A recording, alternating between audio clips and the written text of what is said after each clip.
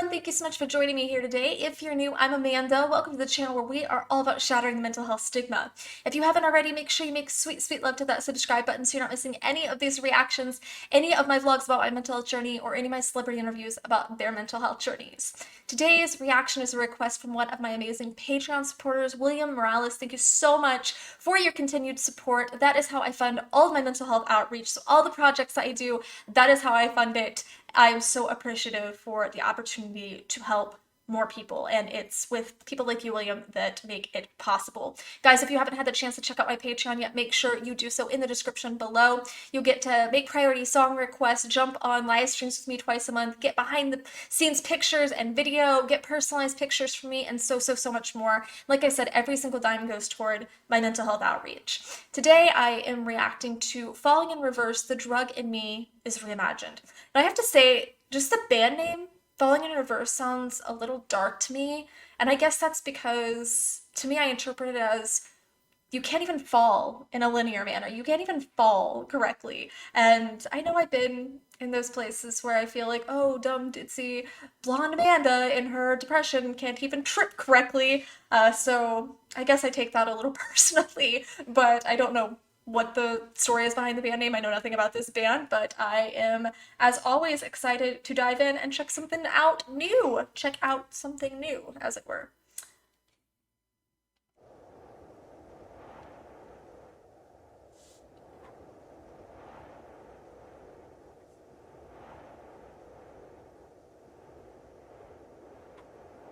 I heard a knock upon my door the other day. I opened it to find her staring in my face. The feel of mortal stalking still reverberates. Everywhere I go, I drag this coffin, just in case. His voice is gorgeous. I love it. I already am digging the band, digging the lyrics. It's so sad to me because I've been in that place where you're always on death's door. Every minute of every day, you feel like you're on death's door. And I've been there because of my depression. I've been there because of my addiction. I've been there because of relationships. I've been there where you just keep hearing this knocking and you feel like death is right there on the other side of this paper thin door. And I know that there were times where I felt like I just had this coffin and it was right there. My grave was right there beside me and I could just trip and fall into it at any point because I was doing things that I knew were destructive for me and I just couldn't stop. And it was a scary place to be, but no matter what I was doing, whether I was with somebody that made me happy or doing something that made me happy, there was always just this thought of death looming over me and this knowledge that that bump, that line could be it. That fight with your partner, that could be it. This breakdown could be it. That could be the thing that does you in. And that's a really scary place to live in.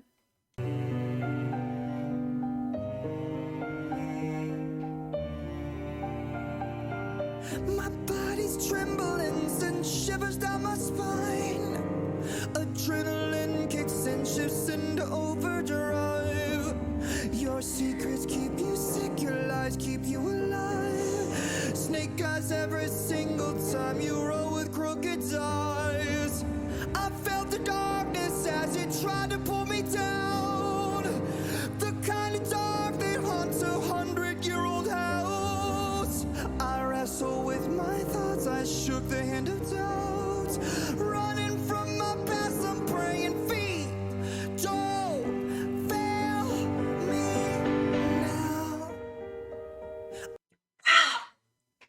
I have so much to dive into there. When adrenaline kicks in for me, that's when I start having the anxiety and you're just in that fight or flight state of mind. And that's a state of mind I genuinely hate being in, although to be truthfully honest, I feel like I kind of function best there because when you're in that survival mode, you don't really have another option but to figure out, okay, how do I take the next step and the next step and the next step. So there is, I guess, the positive aspect that that's when I'm thinking in terms of what's best for me, but at the same time, when that anxiety kicks in, it can be very, very overwhelming, and for the most part, it'll lead me to having panic attacks.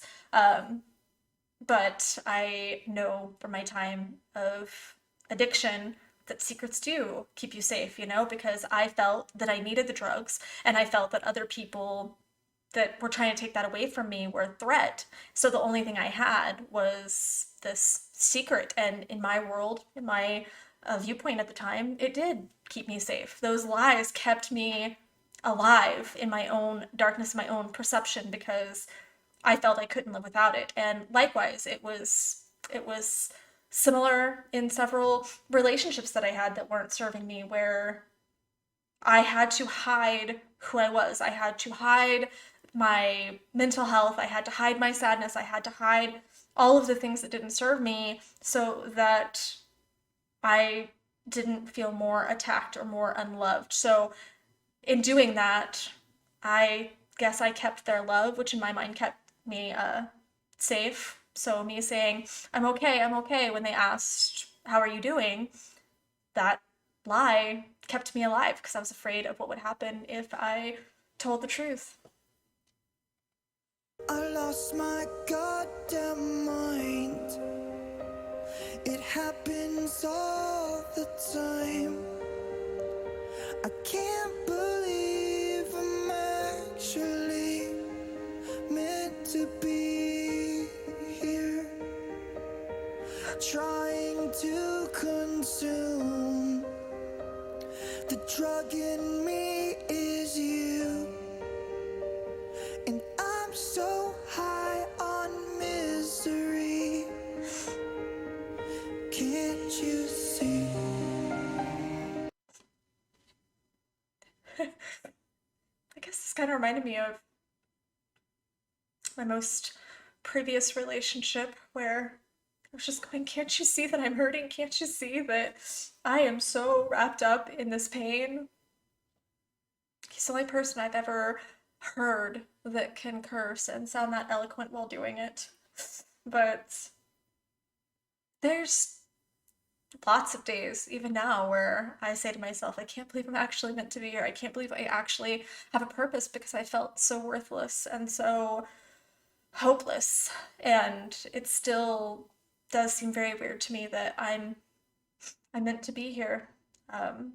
But yeah, the drug for me in this context, the drug in me is you. I can very much get that from actually my last couple of relationships where it was this codependent situation where I was addicted to the other person even though they were hurting me. I was addicted to that pain in almost kind of a sadomasochistic kind of way. I was very much addicted to that cycle, and I hope I never have to experience that again because weaning off of that is brutal. But when you think that that's what you deserve, when you think that that is the best you can do, and I don't think that it's always the fault of the other person. I just think that once you get sucked into a toxic situation, it brings out the worst in both people.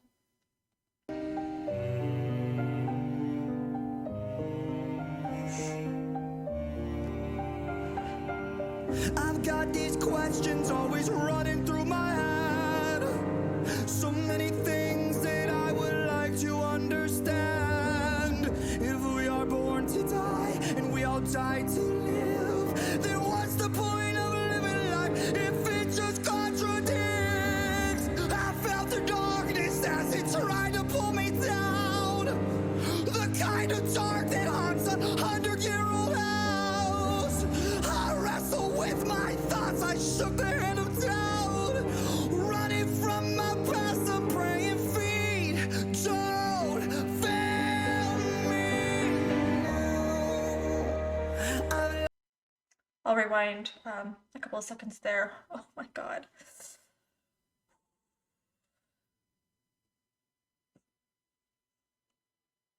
There are so many things that I want to understand, especially all those thoughts running through your head for me. I probably said this before, but for me, it's like my head is a web browser, my mind is a web browser, and there's just 100 different tabs open, and some of them are in English, and some of them are in French, and some of them are in Japanese, which I know nothing of.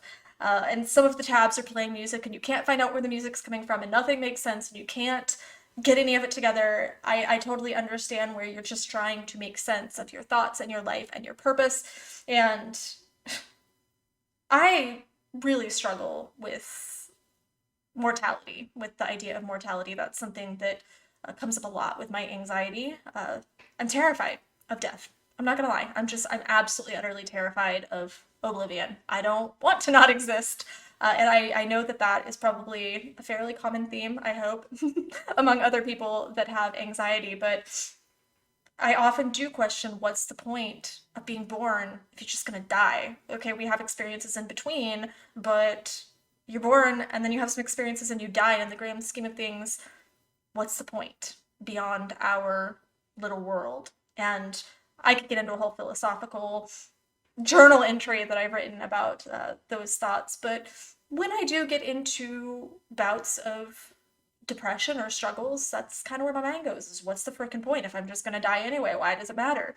Um, and I feel like sometimes you are dying to live. You know, you're just dying to break out of your cycle and be happy and live in a better way. So that's a powerful thing to ponder, but at the same time, something I don't think I really want to ponder because I think it just brings on a lot of dark thoughts. I really genuinely think that the point of life is just living it, that there's no real grand point or grand scheme, that it really is just a matter of living it. But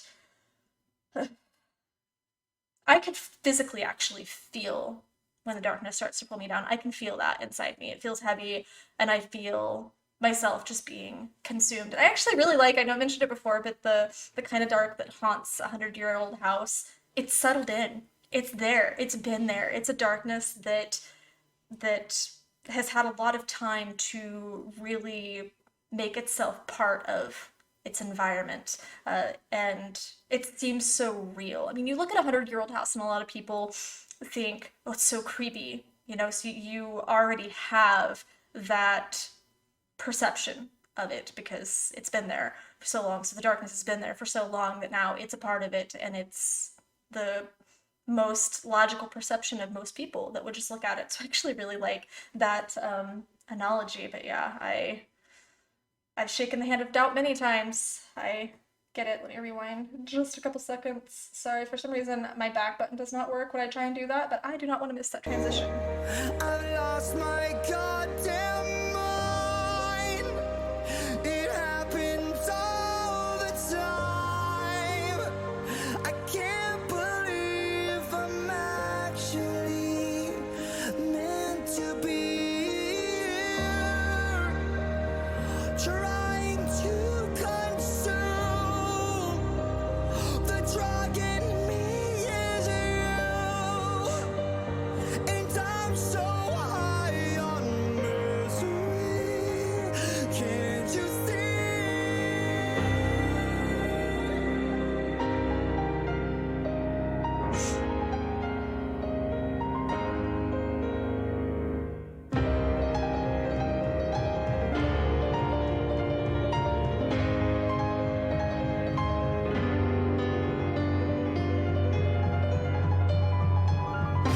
I've lost myself.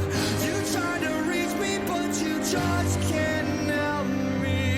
So long, goodbye. You try to save me, it won't work this time. 'Cause now I've lost my fucking mind. And there's no fucking time. I can't believe I'm actually meant to be here.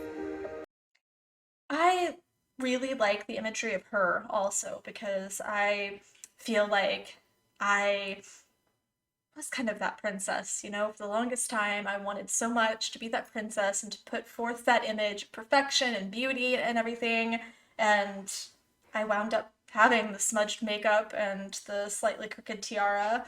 And in many ways, she represents me. I love, though, how heavy the lyrics are, how powerful his voice is, how everything about it is just so guttural. You know, his voice is just so guttural, and you could tell that it's actually coming from somewhere deep inside, deeper than just his vocal cords. But at the same time, melody is just so beautiful, and there's so something so much deeper in the music itself, like in the melody and the instruments. It's a perfect selection of instruments, by the way. It's a perfect combination of instruments.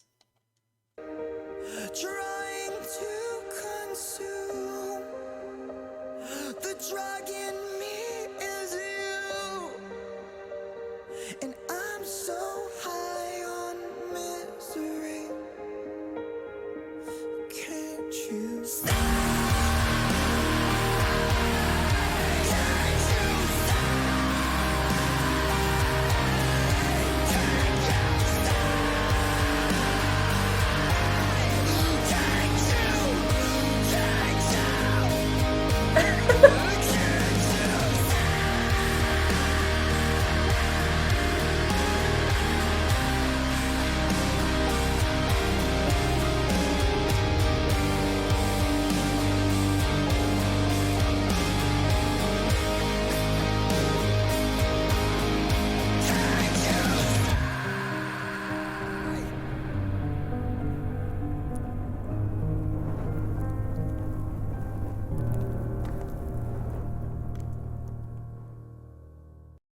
Me, it's so gentle and peaceful, also me. Ah!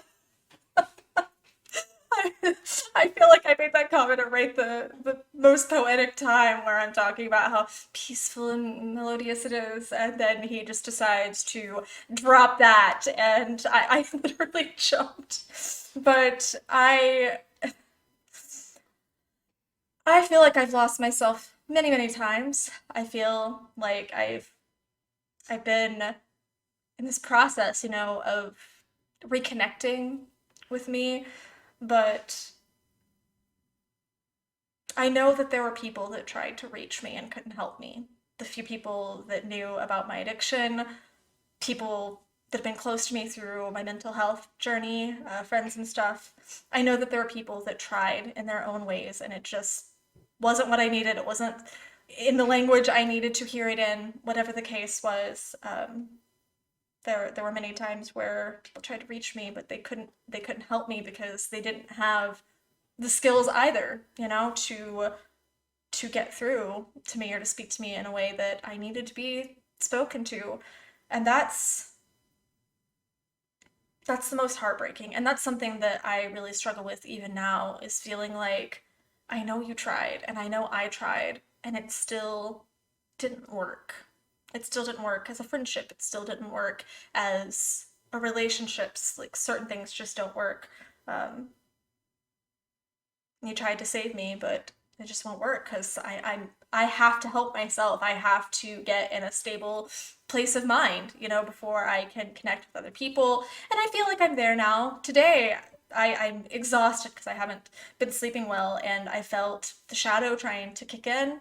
And now I'm at a place where I can go, I'm sleep deprived and I'm not thinking clearly, and I just need to get through this day. And as you'll notice, I've had this happen a couple times before. I'm wearing a jacket in Arizona in the middle of 105-degree weather or something. I think it's only 102, no big deal. But because I'm tired, my anxiety kicked into overdrive, and I had the chills this morning. Thanks, anxiety. Hashtag weird anxiety symptoms.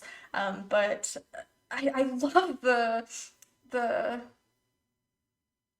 switch from gentle to aggressive, because it's what my mind does. My mind switches from gentle, okay, it's fine. I'm just gonna be a little sad, to screw the world. But her just standing there while the fire consumed her was really painful to watch, because we've all been there where we can feel ourselves burning, but we just don't have the energy or the knowledge of what to do to put out the fire in the moment. Thank you. Thank you, William, for suggesting this song to me. Thank you guys for continuing to be here and hold space for me. I love you guys so much. And I cannot tell you how how healing that this process has been for me, going through this big life transition. I can't tell you how much it's been an awesome opportunity to come on here and to say, you know what, it's okay to struggle. It's okay to have emotions. Some people will say, you shouldn't have suggested that song to her because she has a history of mental health concerns. But for me, I say thank you for suggesting this song to me because I'll listen to it again and again. Most of the songs that people suggest, I'll listen to multiple times because they help me process. I know, based on the comments, that you guys relate to this, that sometimes you have to just feel, you have to just be, you have to just allow yourself space to feel your feelings. Right now, I'm going through a lot, stuff that you guys know about, some stuff that you don't yet, but I'm going through a lot, and I know that it's okay to have emotions. Whether you have a mental health condition or not, it is okay to feel emotions. And emotions aren't always going to be on the comfortable side of the spectrum. Sometimes they're way over here on the side that's not so great. But we still are humans. And when we just allow ourselves to feel them, we'll move past them quicker instead of trying to reject them or repress them or whatever. And as always, I really, really encourage you to share your mental health stories here in the comments. That's how we shadow the mental health stigma, is by talking about it. That's why this channel exists. So you know you have a safe place to go where you can talk about your journey without judgment, no matter where you are. You are safe here. Make sure that, like I said, you make sweet, sweet love to that subscribe button. Click the bell so you're not missing any of these videos. Like, leave your story below, and share this video because you never know who might need to hear this message. I love you guys so, so, so much. Mwah!